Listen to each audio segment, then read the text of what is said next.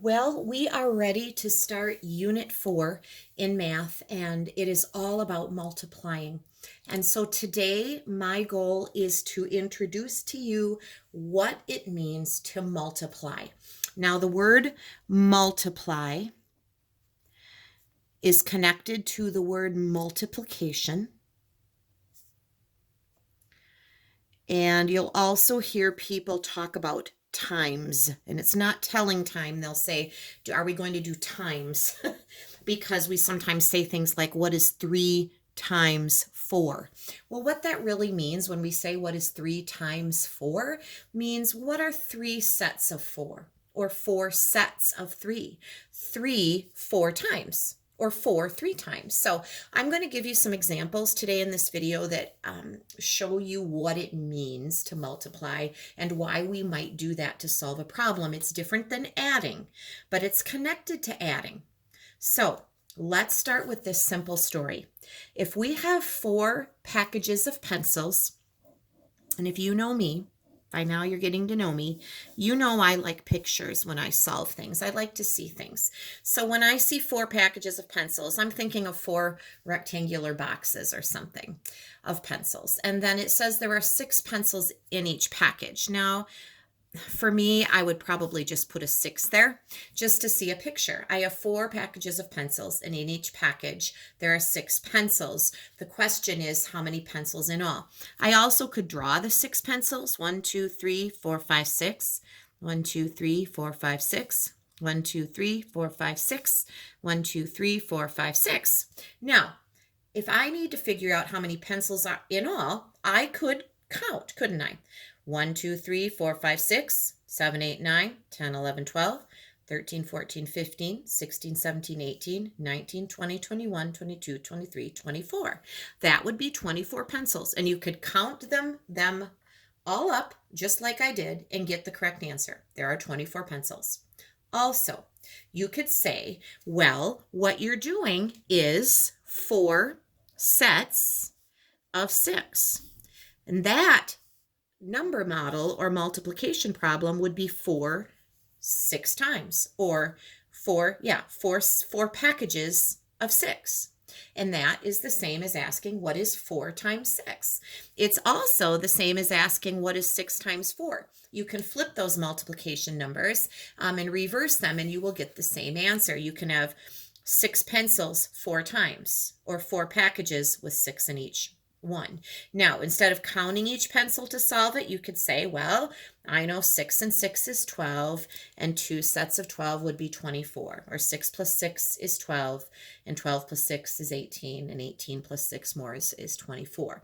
Now, as we do this more, you're going to start memorizing these multiplication facts, and it will get to the point this year, I hope that you will see the problem 4 times 6 or 6 times 4, and you will just know that the answer is 24. So math lesson 4.1, the first one, is all about equal groups. Now, I have some copied pages that are from your math journal, and you have the same. So I made copies instead of sending your math book home. I'm looking at page 79. It's the very first page in the packet. This is the page I'm going to go through with you. Then I'm going to give you some simple directions to do the math boxes on the back side, and that will be actually it for you today for math. So it's mostly me yakking at you today. So we are not going to worry about a variety store poster. We are going to learn how to fill in a multiplication diagram. So we're going to write a question mark for the number we have to figure out, just like we have done this year for adding and subtracting problems. So, and then we're going to learn how to write a number model. This is very similar to the story problems we've already done this year. And it says you can use counters or draw pictures. I have a notebook handy. I do not have any chips. I'm doing these videos right now from home. I'll be back at school tomorrow, Monday, and I'll make my new videos with counters if we need them. So I will be drawing pictures for you today. We have the first story. Yosh has 4 boxes of mini stock cars. So I'm picturing like little Hot Wheels, right? There are 10 stock cars in each box. Oh, it's a big box, like the big nice box full of cars. How many stock cars does he have? So we have to solve this. These are sets. These are equal groups. He has 4 boxes. So here we see boxes. They told us there are 4. So we are going to write the number 4 right there. How many cars per box? Did they tell us that? There are 10 stock cars in each box. So that would be per box. That is 10. Our job is to figure out how many cars in all. So our question mark is right there. That's what we don't know yet. Now, what we're going to do is we are going to take 4 sets of 10. Now, you could count 10 plus 10 plus 10 plus 10, and you would get the correct answer. That's adding, right? And you'd say, 10, 20, 30, 40. It's 40, and you would be correct. But there's another way to do it, and it's a little shorter. You are actually doing 4 10 times, or 10 4 times, 4 sets of 10. So your number model would either be 4 times 10 or 10 times 4. And 4 tens is 40. And so how do we know that makes sense? Well, you could say something like, I added 10 plus 10 plus 10 plus 10. So we can write a simple statement. I added 10 plus 10 plus 10 plus 10, and I know that that is 40. That might be a way you know it makes sense. I counted by tens to check it or something.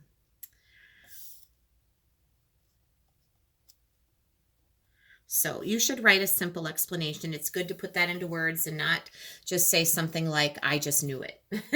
We're trying to get out of that habit so that we know how to write an explanation for what makes sense. All right, here's another one. There are 100 file cards in each package. Those would be like those little recipe cards, little index cards, they're called. There are 100 of them in each package.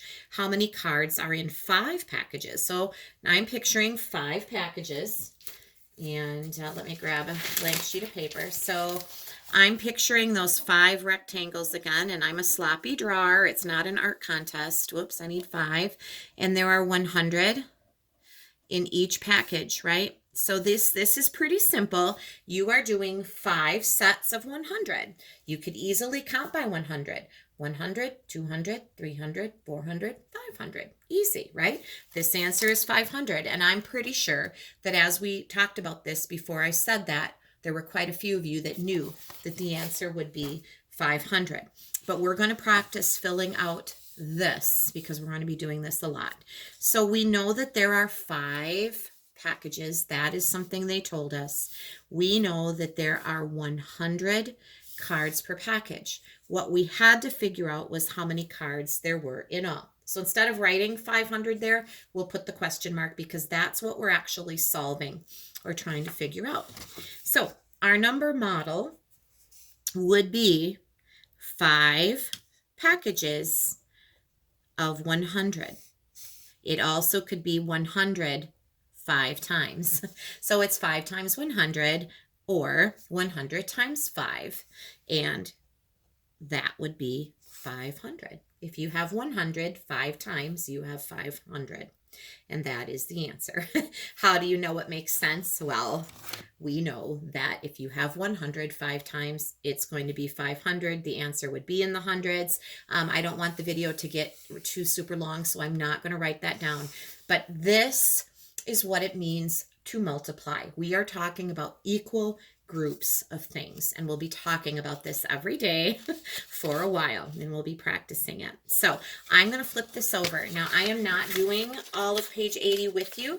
I'm just going to give you a few hints like I do in class when I ask you to work on this. So I want you to work on box number 1, the area of this entire shape. You're not drawing one. Remember that each little square counts as 1, and area is the space that a shape takes up on the inside. So really all you need to do here, guys and gals, is count how many squares are in here. If you want to fill in the dots as you count so that you don't forget any, that's great. That is your area. Let's look at number 2. I'll actually read the problem to you. Scientists counted 136 eggs in a clutch of turtle eggs, basically an egg nest for turtles, a clutch. 87 did not hatch. Estimate. Oh, estimate. I'm going to circle this word and put a star by it. They want an estimate. Now, the hint I'm going to give you is that we are going to do a subtraction problem. So your number model would be similar to doing 136 minus 87 if we were looking for the actual answer. But we're not looking for the actual answer. We're looking for an estimate. So what I want you to do today is round to the nearest 10. What would you call 136? What would you call 87? So what would the new number model be? And write that down here. Something minus something. Do not write 136 minus 87. Round to the nearest 10. And then about how many eggs actually hatched. So good luck with that one. Number 3, you're going to need to solve for both sides. So figure out what 8 plus 6 is. Maybe write it right here. What is 7 plus 7? Write it right here. And then decide which side is bigger. Remember to eat the bigger side. Open up, the mouth opens up and eats the bigger side. Unless they are equal or the same, then you would use the equal sign. So solve each problem and then figure out which side is bigger. I need you to find the perimeter on box number 4. Perimeter is the distance around the outside. So add up the sides. I would add them up more than once. Make sure you get the same answer twice. And that'll be your perimeter. So make sure you don't forget any of those numbers. How many rows? So this is a row. Here's another row. How many rows? How many dots in each row? How many dots in all? I think you can do that one. And I believe you can do these. You're taking away 100. Find the 100's place. You're adding 100. Now you're adding 1,000. So find that thousands place and you're taking away 1,000. So this is your math assignment today. Please work through those carefully and then save them in this packet for me.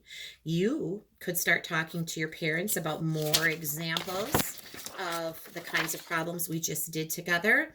On the front, they could easily start making up some problems. You know, you could have stories about cars. Each car has 4 tires and you have 7 cars. How many tires in all? That would be a multiplication problem.